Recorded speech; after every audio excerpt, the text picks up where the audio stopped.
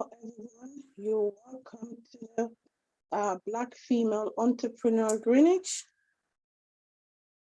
And today we shall be talking about the forgotten African heroes. You're welcome to Black Female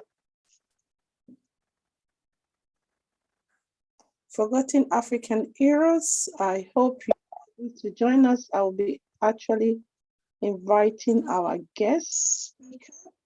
My name is Lucy. I'm your host for today, and I'm here with our guest speaker. This will be joining us to actually give info to this today.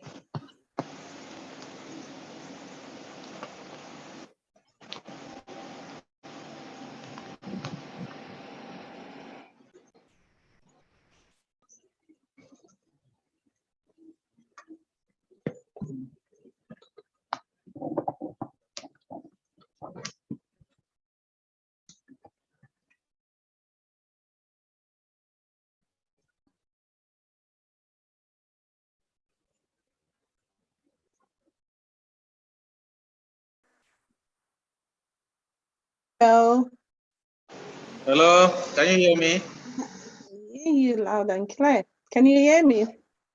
Yes. I think this is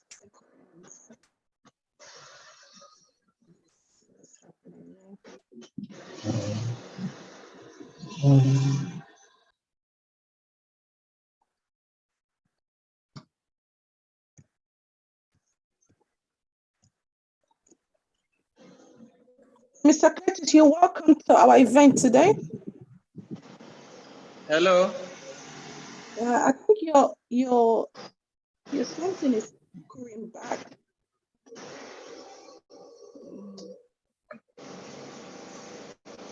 The background noise coming from you. I hope that is. I can hardly hear you. Hello. Oh, can you hear me? Yes. Better now. Okay, that's a background noise. You have another device open, so any device they need to be closed. I think it's the fan. Let me put it off. Just hold on.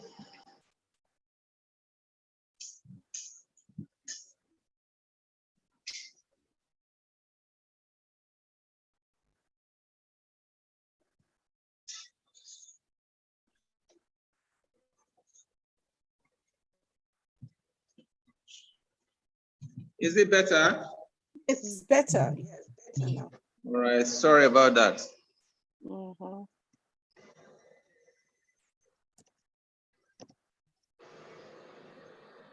So you're welcome to our event today. I'm still hearing some echoing. Well, that I can't help now because that is my gen. NEPA just about 10-15 minutes ago. You know, Nigeria, NEPA went off. So I'm using my gen. Okay. Yes. Sorry about that. I can't help that. All right, that's fine.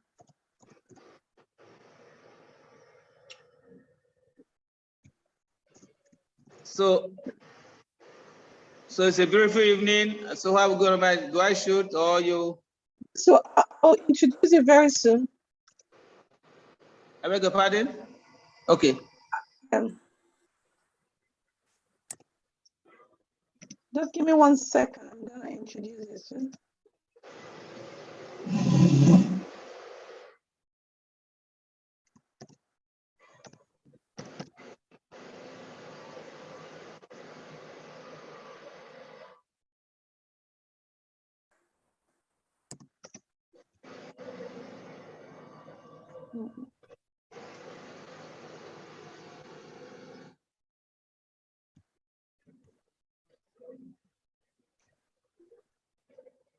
So, hello everyone, you're welcome to the Black Female Entrepreneur Greenwich.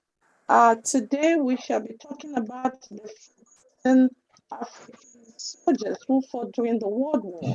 I have with me a guest who will be actually talking about and giving more light into the forgotten African soldiers. I hope you are able to enjoy this session. Uh, it is going to be an amazing session. A lot of us not know so much about this history, but a lot of us also know so much about this history. But we are honored today to have Mr. Cletus here, who will be giving us more light about today's event and looking at some of the impacts and struggle of the forgotten African soldiers experience during their time here. So I hope you enjoyed today. And guys, do not forget to ask us questions on our live platform because we can pick up some of those questions and then we can go from there. Mr. Curtis, over to you. Can you introduce yourself? I believe all our guests are live watching and they would like to hear from you.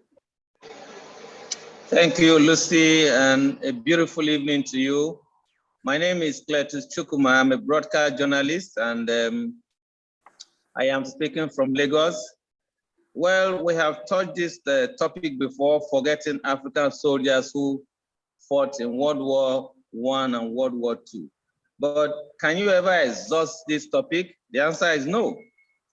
And there are backgrounds to it, like it's no longer news that over 1 million Africans who fought in Second World War fought in Second World War. I mean, 1 million people taken from West Africa, from East Africa, from Central Africa, from South Africa to fight a war they probably knew nothing about.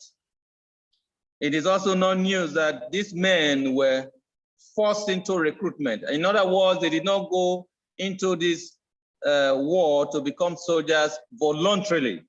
They were practically forced. Over 70% of those who fought, Africans who fought in Second World War, were forced into this war. It's no news. It's also not news that these Africans were discriminated against even in battlefield. They were not seen as humans. They were reduced to charcoal. They were treated, they were ill-treated, and they were segregated against, even while they were persecuting the world that does not belong to them. It is also not news that they were poorly remunerated. If a British man earned £10 then, and their African counterparts were probably paid £2 or £3. Meanwhile, they were doing almost the same thing. Sometimes the Africans were even more skillful and more rugged. It is also not news that thousands of people were lost. Britain alone, the forces that followed, over 150,000 were lost in about 3 years. It is also not news that people suffered illnesses like tuberculosis, hepatitis B, and a lot of other diseases that science had not taken care of then. These Africans suffered it. So these are some of the backgrounds, and of course, other things that happened during the World War. Now, our emphasis today is to look at the lack of recognition, according to Madam Lucy, lack of recognition of what happened today. Now, it is natural to be recognized when you must have played a role, either locally, internationally, even at family level. You are recognized by your parents for doing a good job, by giving you things. But these men who fought and lost their lives, lost their skills, because most of them, no, you can't take a 60-year-old man to war. They were young people. And rather than learn a skill or remain in their farms, they were taken to war and they lost their their youth. They were not recognized. Now, why would anyone not show gratitude to people who did a very good job? The question I can't answer. We are going to look at it from both international level, that's from the European side, and of course from the African side, because since World War ended in 1945, thereabout, the question is, what has African leaders done to recognize these people who represented Africa in this global war, as it were? If I may use that word, perhaps a senseless war, and most wars are senseless anyway, because we all come to round table. That's not the cause. We're not dealing with whether it's senseless or not senseless. Now, there are so many effects, the problems that emanated from these our men, our forefathers who went to the war, is galore. The first noticeable problem or effect of these people who suffered in the world is unemployment. Now, hello? Yeah, I can hear you. Go on. You can hear me? Yes, yeah. All right. I said one of the major problems that they suffered is unemployment. Now, like I said earlier, young people are the people who go to war. Sometimes they are not fully formed in terms of skills and all of that before. They were not fully formed before they were taken to the war. And if any man is about 21 years old and is forced into the army and taken to Burma, in other words, they probably came back when they were 25 years old or 26 or thereabout. And so they didn't learn any skill or any trade. And the military then had given them false hope. So and when they came back, they were not absorbed. So most of them were unemployed because they were not professionals. They couldn't fit into society. I'm talking about Africans. And this affected their livelihood. And some of them managed through life and eventually didn't attain potentials. Because of unemployment and lack of skill that some of them didn't have, because if they were nurses during the war, it means when they came back, they were absorbed into the hospitals, whether be it in Uganda, in Zambia, Nigeria, Ghana, or Tanzania. But for just infantrymen who didn't learn anything, as it were, beyond the art of war, they actually suffered heavy unemployment. And that gave rise to homelessness. And when they got old, their wives and their children even abandoned them. And so nobody took care of them. Some of them lost their homes by the time they came back from this war. And so they were homeless. The other thing that they suffered, post-traumatic stress disorder. Now, in 1945, the science has not advanced to the level where they were able, especially in Africa, where they were able to take care of these who were suffering from post-traumatic stress disorder. And it's a very serious mind problem. And it came about from the fact that when they were in war, they saw their friends being hit by bullets and straight they are dead. They saw a lot of carnage. They saw the things that they didn't bargain for. So it affected them. They're humans anyway.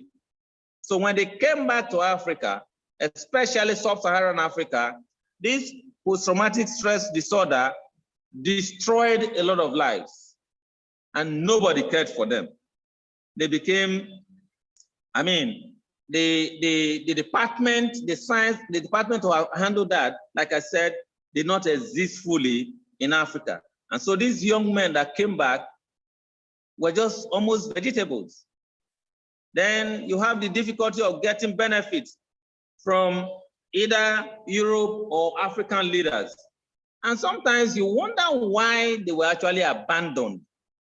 I'm talking about people that were forced into war against their volition, against their interests.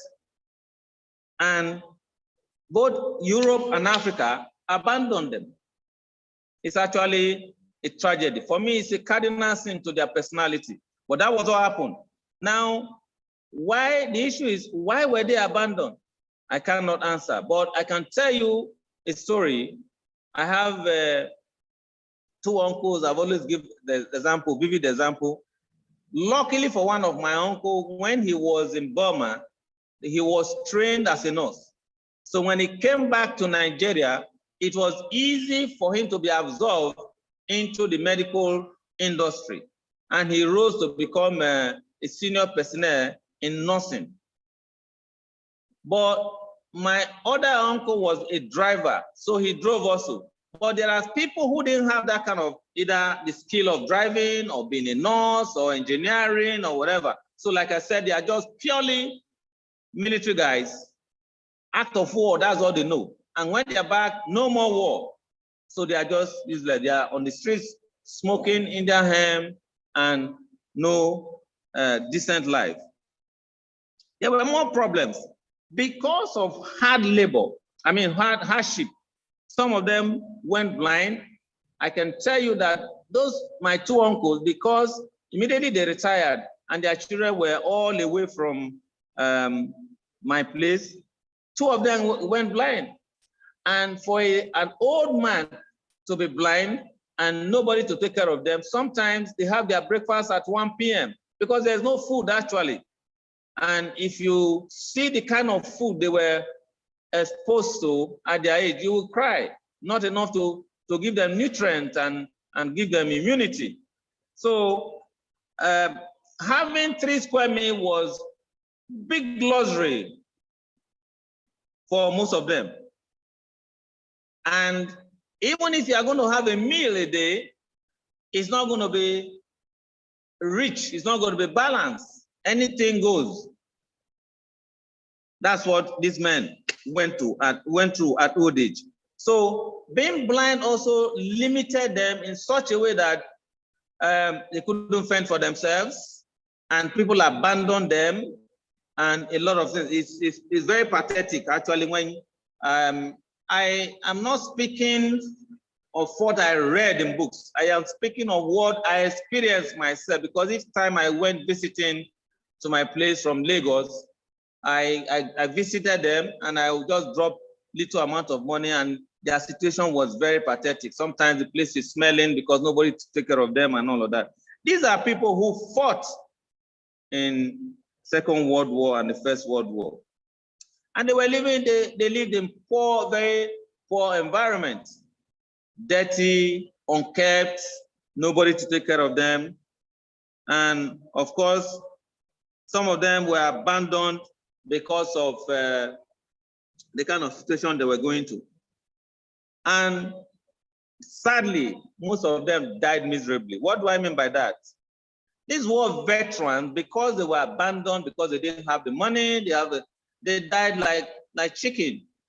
And burying them was even a problem.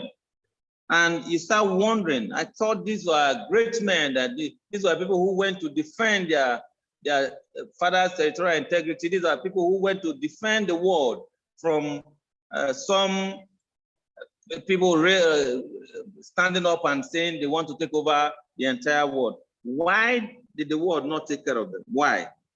And another thing that I noticed that they suffered is that their marriages, they lost their wives before they were 50 or 60.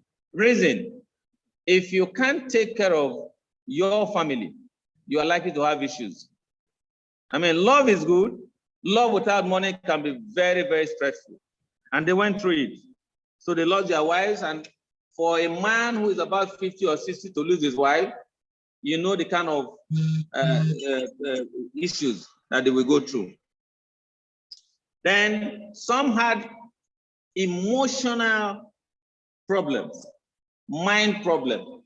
Now, if a man can't fend for himself and he has health issues and he's not loved, that is to say, people are not around him, he's going to go mental.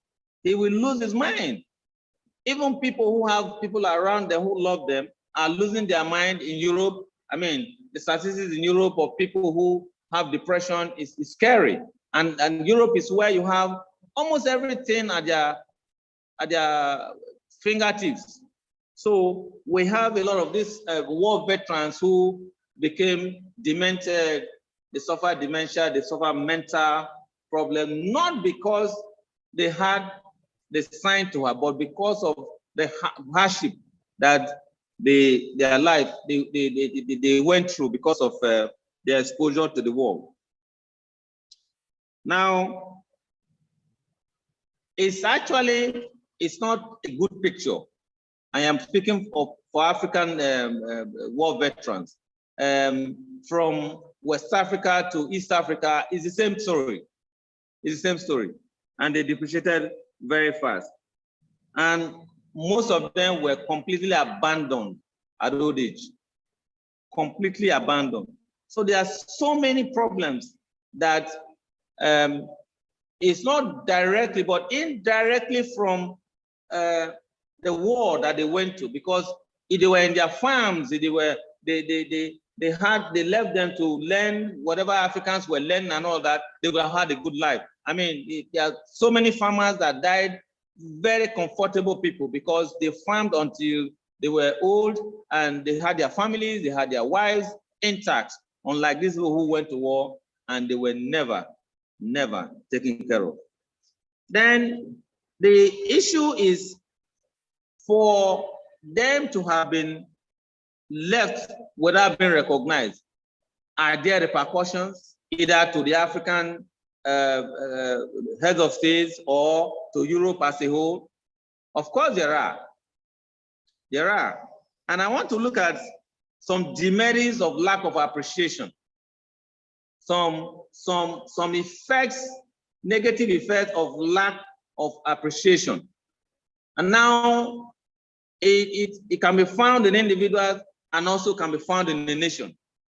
If we look at, for example, African countries, we have, I'm speaking as an African here, we have abandoned the very essence of humanity, creating an enabling environment for the young ones to thrive. And you can see the effects in Africa. That has nothing to do with World War. That is why our young people, men and women, are leaving the African shore. Let me even speak for Nigeria, in droves, running to America, Europe, and Canada, and so many other countries. But Europe seems to be okay, but I'm going to prove it to you that it's not okay based on the fact that they did not recognize the people who fought for them. Depression. If you Google it, you'll find that Europe has over 40 million people that are depressed today. The question is, why should the European be depressed? They have access to good water. They have the basic things of life is more than enough. You guys in Europe, you are talking about advanced living. You have everything. You are traveling to the moon. People are holiday. I mean, everything you need to survive and have a good life is in Europe. So the question is, why are 40 million going through depression? And I found the answer. You Europeans refuse to appreciate and recognize those who fought for you. And you may say, oh, what is this man talking about? It is a principle. If somebody helps you, you don't recognize the person, the universe is saying, no, we don't do that. You will pay dearly for it. So not only 40 million people, 4.3% of Europe are going through depression. The loss of productivity has amounted to, by 2019, 70 billion pounds lost in loss of productivity. And it is when you are depressed, if you are depressed, you cannot put things together, you can't work. And so Europe is losing around about $70 billion and pounds every year to depression.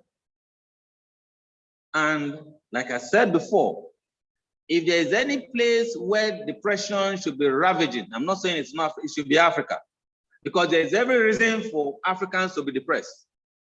But strangely though, the number of people who are depressed in Africa are not as much as number of people who are depressed in Europe. You may not agree with me, but that's one reason for depression, is one effect for not appreciating those who honestly and innocently fought for you. Number two is stagnation. So what are you talking about? Is Europe stagnated? Oh yes. You know, when madness is coming gradually, the people at home usually don't know until the madness takes the person to the city center, and of course, if he's naked, before they now know that he's mad. Now, if you look at statistics, what statistics? China has overtaken Europe in so many things. The area that Europe used to have exclusive power is no more. So stagnation is setting in, slowly but surely. And where do we link it to? Is it that Europe is no longer intelligent? Is it that you don't have human beings again in Europe? It's because they have refused to recognize those who fought them. Today, as we speak, every day you hear about racial discrimination.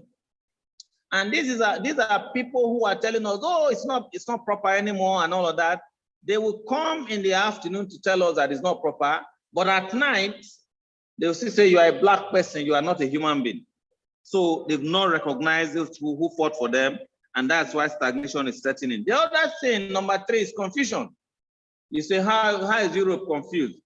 Well, you may not believe it, but for humans to have laws that even animals cannot work with, that is confusion. What do I mean? Today, we have more than 9 to 11 gender, depending on the country you are in. It's no longer male and female. God said male and female, but you Europeans are saying no, it's no longer male and female. There are other things. Then Europeans have a way of thinking that everything is freedom. Excuse me, freedom without control is anarchy. I hear a lot of Europeans say, oh, that makes them happy. That makes her happy. Even when you know that the repercussion of whatever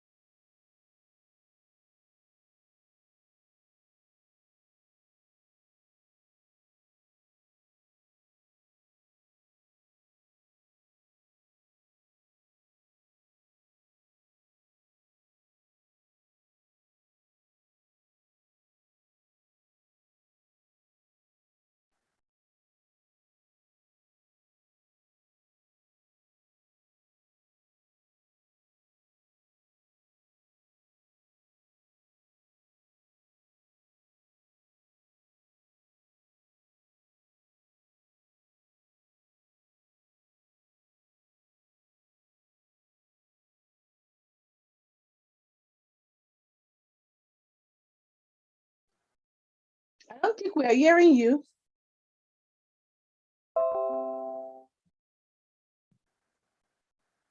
We're not hearing you. Hello?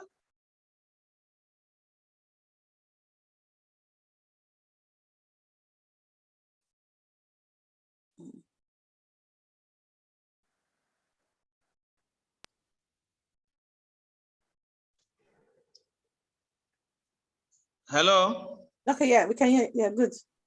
Can you hear me? Yeah, have you seen the chat? Hello? Yeah, I said, look at your chat. My what? Your chat. Oh, okay.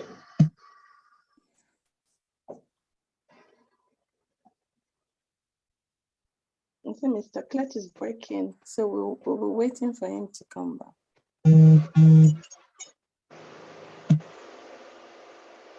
Yeah. I can't see anything on my chat. Okay.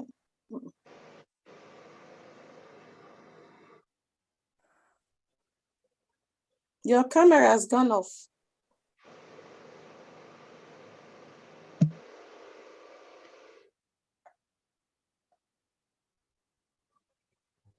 It should be on now. Okay. All right. Yeah, there are questions on your chat. Have you seen it? My chat is it WhatsApp? No, on your Zoom. Okay. Let me see.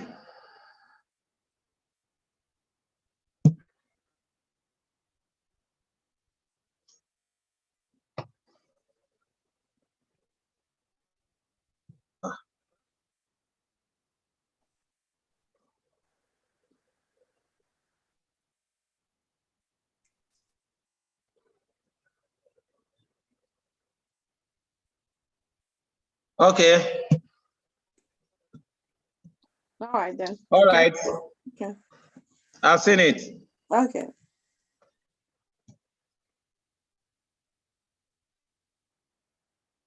So I will stop for now, maybe take some questions before I can take any other part. Okay. So one of the questions I want to ask, I think there's some question coming in from even from the Facebook. You know, when you talk about the pain and the suffering, some of the African soldiers, the forgotten ones, and we know we still have some number of them back home, and their families are still back home, and November is a remembrance month for World War soldiers, and even those that fought in different war, not just World War I and World War II. I'll just take the question back tonight. Do we have a remembrance? I know they have the Armed Forces Day, the Armed Forces Day back home. The Armed Forces Day, does that actually include the soldiers that fought during the World War? No, and yes, but it's purely no. Let me explain. Now, when you say Armed Forces Remembrance Day, it is assumed that even the war veterans are included. But Lucy, let's be frank and let's not make mistake about it. We should have separate Remembrance Day for these guys. Why do I have to say that? Though they were soldiers, but they did not fight in our land. Their case is peculiar. They traveled wide, long, far away. They were forced into the military. The average Nigerian soldier is not forced into the military.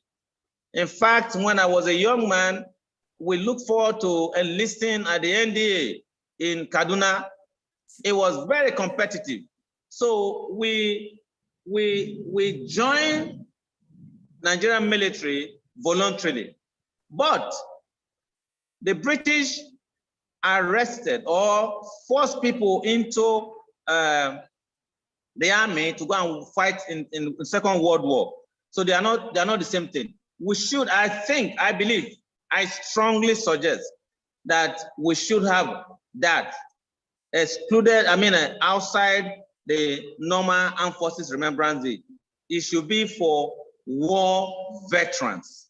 I mean, every African country, I think we discussed it before, we should have that. And on that day, the names of those who fought, the names of the people who went and never came back, those who are still alive, they are still alive. Their children and all of that. So you will bring them to force so that we see the contribution they made, how they ended up, where their children are and their great-grandchildren and all of that stuff. It will help to resonate the kind of sacrifices that they made for African countries. But unfortunately, we don't have that. So that's why I said yes and no. They group everyone as, well, you are a military man, while remembering all of you, but I think they should be separated because of the peculiar nature of these veterans. Okay, another question was coming is with regard to MEDA. I know a lot of the British or even the European soldiers that fought, they all received a MEDA. And I was listening, I know there was a YouTube documentary about some of the soldiers that went, a lot of them from East Sahara, Africa, they said they never received any medal, that they actually participated in the war. That is from the European, from the European, no medal whatsoever, although they were told, and there was not even like, maybe I don't know if there's a paper or there's anything that said you fought in the war, like any certificate. That is from the European side. But from the African side, was there any medal or given to them that they actually participated in the war? Now, officially, I want to give us a background history before I answer that question. You remember when Hitler was a leader of Germany and there was the Olympic in Munich, an Owen won 4 gold medals. And I hear that Hitler did not shake hands with him.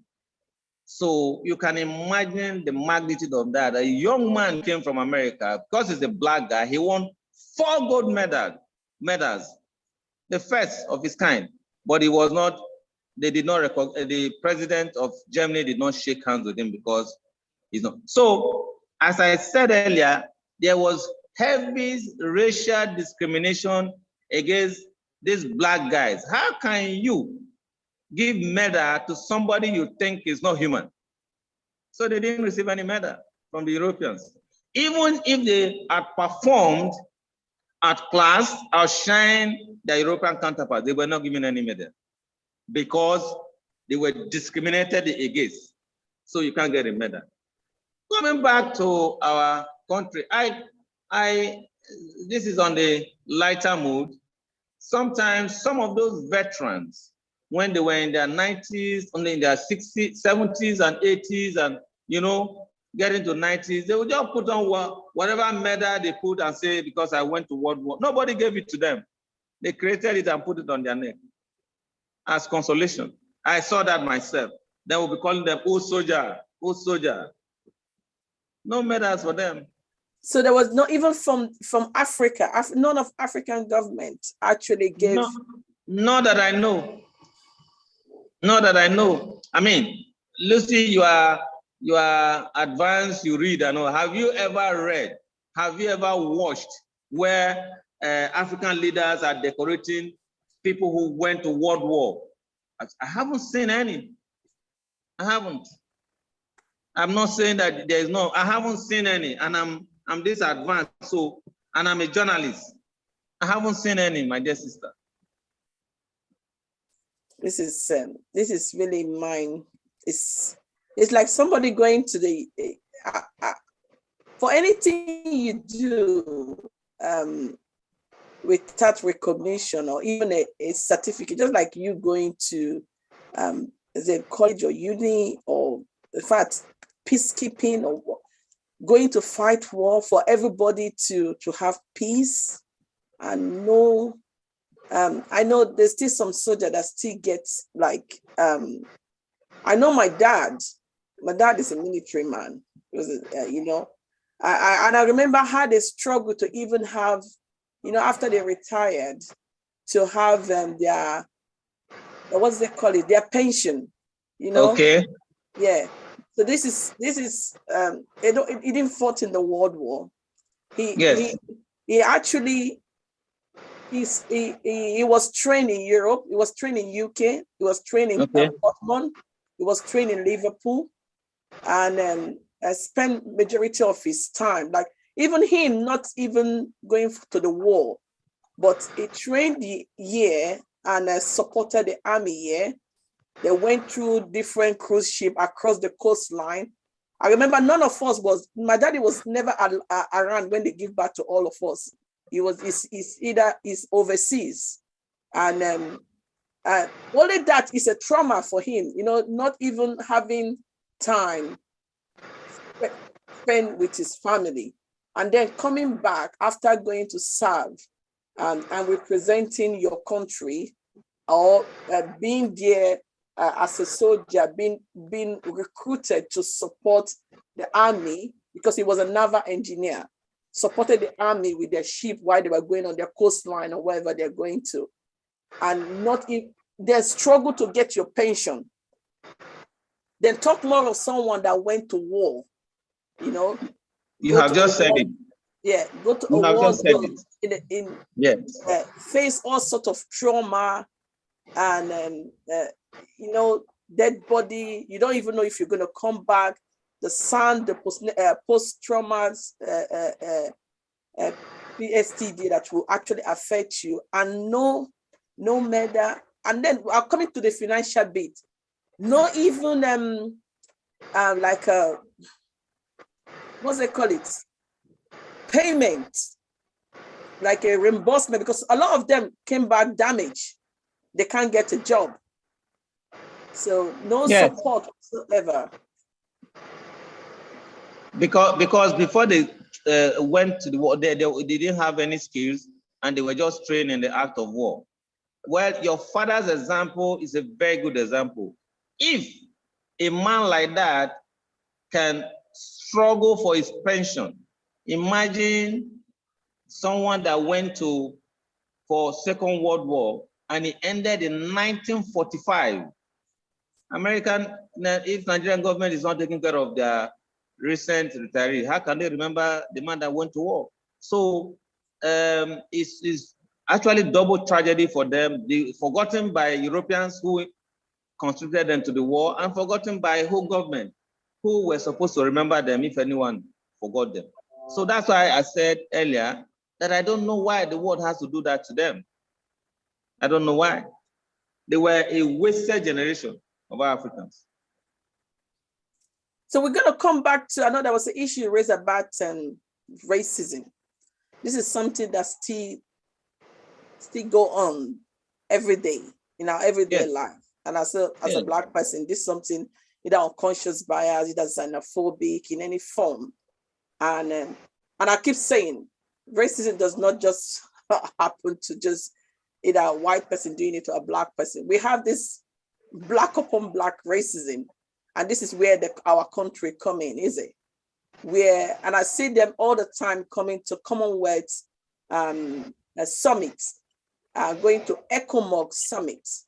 And also, they're also there, you know, during the Remembrance Sunday, you see all the Commonwealth and leaders and representatives coming there to put the popping on the flag.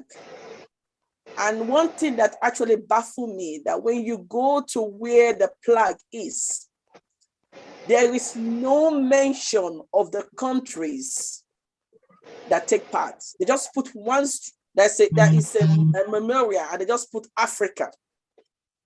And I find that when you say Africa, why not mention Africa is a continent? You know, where you can mention, there's a place where they have the Asia, they have the Indians, they put their name, the countries in the Asian continent, where the countries that took part. But when you come to the African flag for the memorial, they didn't put a country. And this is where we go back to how many African countries actually took part in the World War I and World War II. The plaque is big enough. There is enough space. They can actually list down all the names of the African country that took part, but they decided not to do it. This is if you come to, this is in London, you see the plaque there, but there's no way. They just put Africa. Africa is a continent, just like Europe. Europe is a continent. You cannot go and put just Europe fought during the World War. After, you put UK, Germany, they put all the countries' names that fought during the World War. But when it comes to the African side, they just put the continent. They didn't list the name of different countries. And I think when our leaders go to all this Commonwealth meeting or ECOWAS meeting, these are the things that I would expect them to raise, that there's a need for that plaque to be rewritten so that people knows the soldiers, where they come from. You don't give them medal, you don't give them money, at least their name, their name should be written somewhere. The country where they come from should be written. And I know Nigeria, Ghana, a lot of African countries took part. And again, this is never, you fail to give them medal, you fail to give them any remission for taking part. And now, when it comes to where to write where they come from, to remember them. And I'm sure some that even died, their corpse wasn't taken back. Their country wasn't written. What is your view on that? All right. This, I must be frank with you. I will make some certain statement before I make my comment. My dear Lucy, you are a young lady, and you see certain things and you'll be wondering why our leaders, by the way, if I make this statement now, they get angry. We don't actually have leaders, we have rulers. Why our rulers, why are they not thinking of things like this? If you travel, names of countries are there, their flags are there, yours is Africa. They are not saying anything. So the statement I want to make, first statement, your silence over issues that are not right is your loudest disgrace. And that's what Africa is suffering. We'll see the things that we're supposed to say, we don't say them. So our leaders, our rulers, I am sorry to say it, they're actually not leaders, because leaders will think the way you are thinking.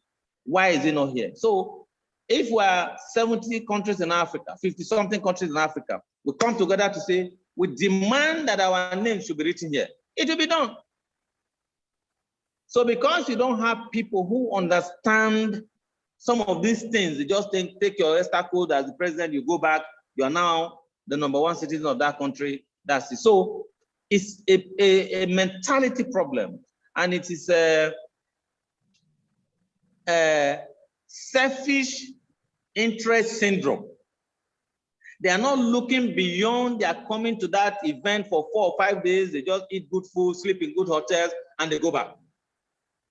So it is high time we started correcting all the anomalies that the white man has put on us since we came in contact with them. But our leaders are not. So it's the same thing you ask me, how come the artifacts that were stolen from Nigeria, we're just talking about it now. What has been the concerted effort? So they all fall in line. So until our leaders will start electing real leaders who will think not only how they win election, but the destinies of children unborn. That is when thought process will start making sense in our government houses all over Africa. But right now, it's not the priority. The priority is, let me gather some money and chase around people who don't like me. Or no, not people who don't like, let me rephrase that phrase. People who don't agree with my point of view. But you can't do that in Europe. You, Lucy, even if you are a Nigerian, you still have a voice in Europe somehow. But here, if your voice is not in line with the president voice or the ruling party, you're an enemy. So that's why we're not thinking right. Lucy, until our mindset changes from my pocket to the good of the people, that they will not ask that question. Those flags will be there without names. God forbid, you and I will be gone, and it should be like that. Unless we start asking questions now. Okay, we're talking about responsibility from our own side. Yes. But what about the responsibility from Europe? You know, their responsibility, they created that flag. We see them as well-developed country. They fight for women's rights, they fight for voice of the people. Don't you think they also own some certain responsibility to do the right thing, to put the name? I know we talk about racism, and you see, where does this play?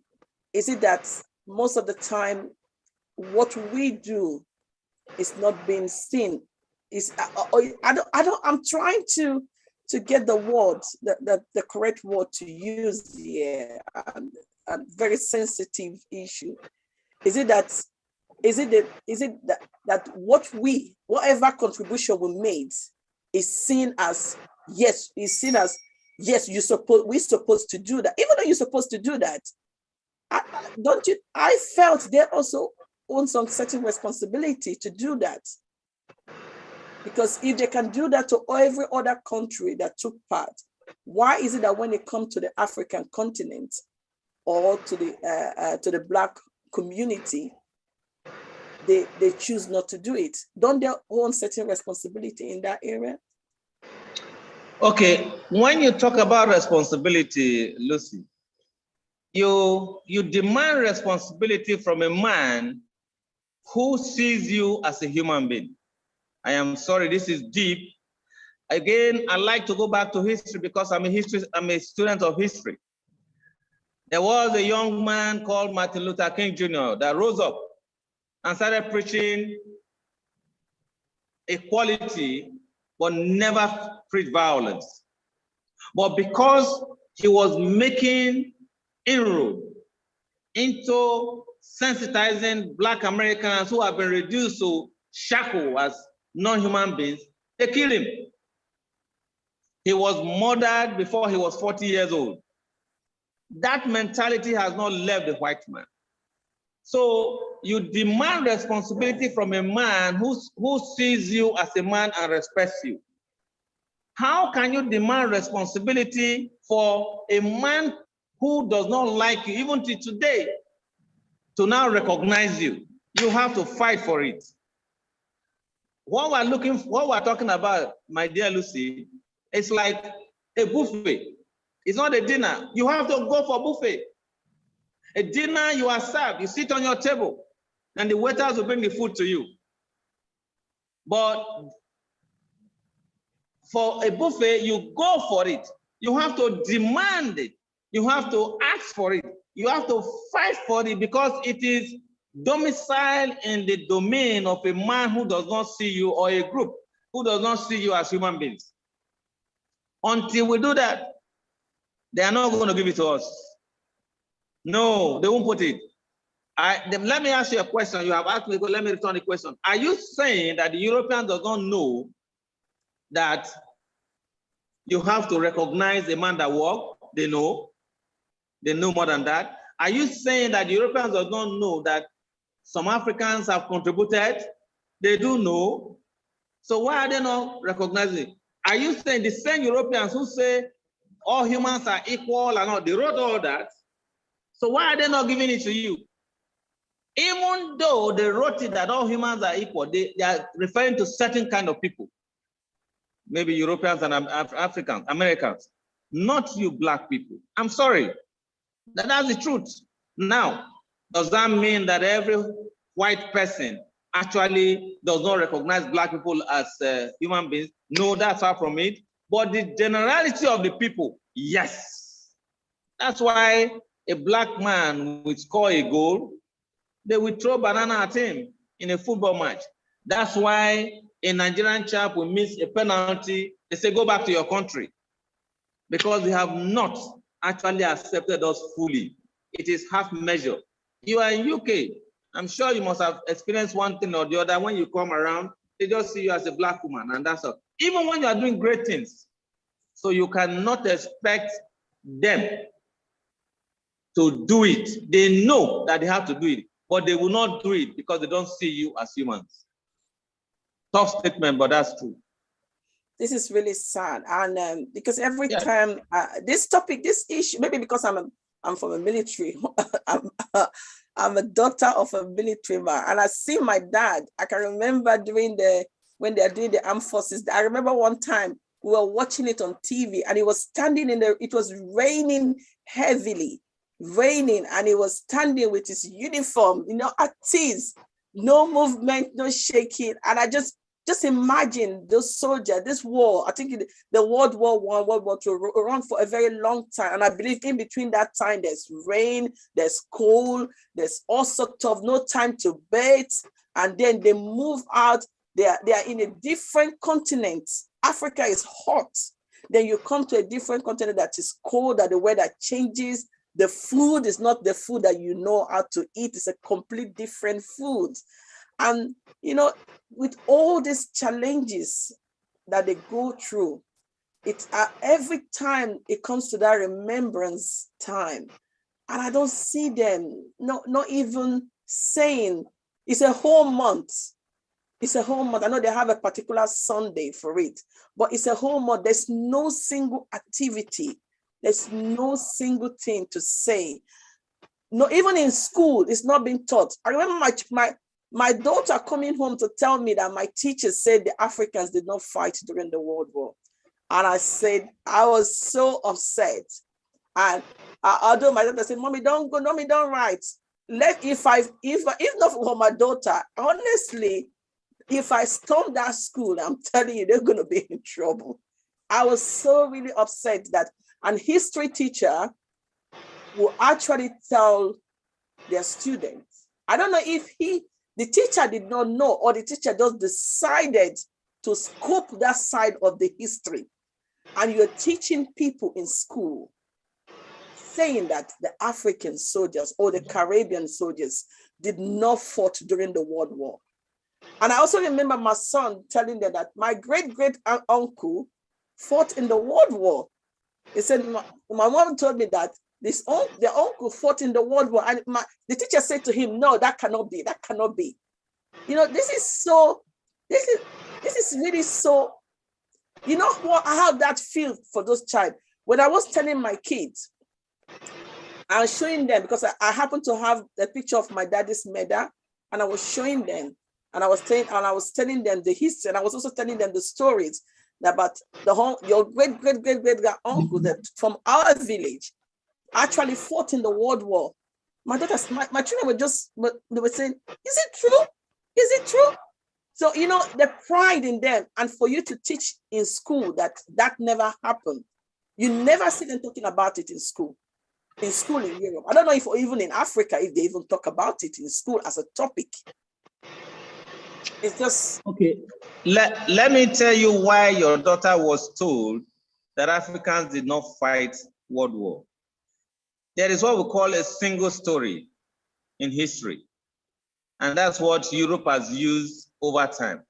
Single story means one man arriving in a big city because he considers himself superior.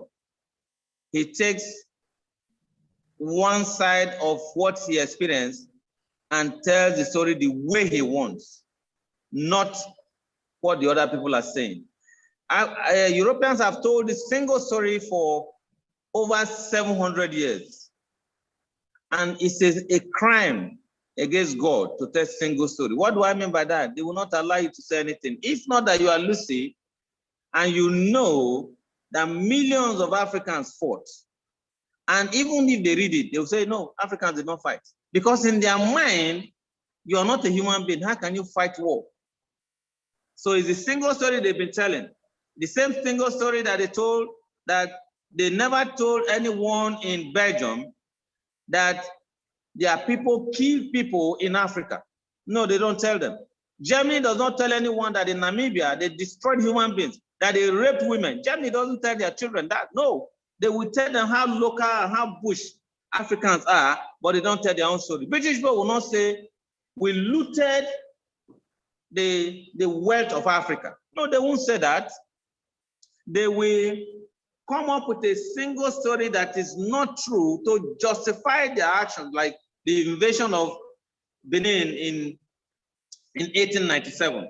They justify it. So it's even Americans tell single story about Africans, but haven't said everything about single story. Again, I come back. What are we doing to change it? You remember when you were in school, I don't know, you are younger than us, but you are far younger than me. When we were in school, we were taught that it was Mungo Park that discovered River Niger. Meanwhile, before the Mungo Park got to that place, my forefathers were already farming and fishing in River Niger. Single story. And it's still happening in Europe. They have the media, BBC will tell you what they want to tell you, and that's it. So that's why they told your son, and our children will believe them, because these Europeans present themselves as people who don't lie. Europeans lie, big lies. They lie a lot. You know, people don't like when you say things like this, but how can you tell Lucy's son in maybe 2021 or 2020 or 2019 that Africans did not fight war? Is that not a lie? And they don't want you to say that they lie. But this is another thing, Black history. And I think that's one of the things why we do Black History 365.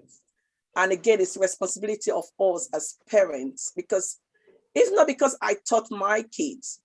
I teach my children Black stories, Black history. It's because you know, a lot of African...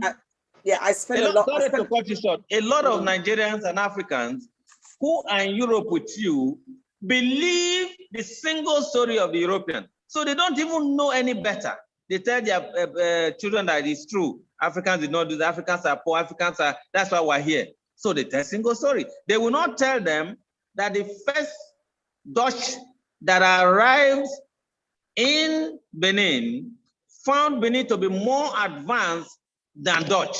No, they won't tell them. They won't tell them that when they arrived Benin, there was a street light, and there was no street light in Europe. They won't tell them. They won't tell them that the greatest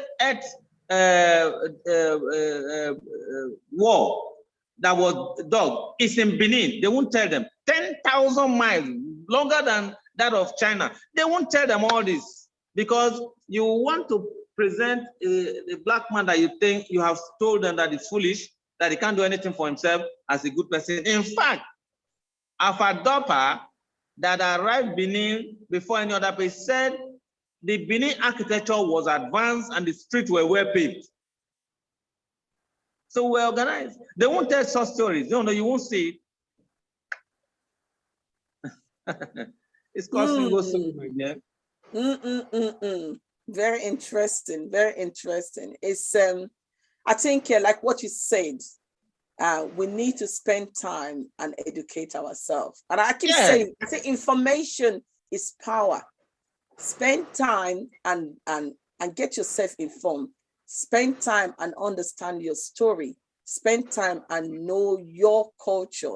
A lot of people are very, and when I see people don't actually want to be, I've seen some people said, oh, don't call me Africans. Don't call me Africans.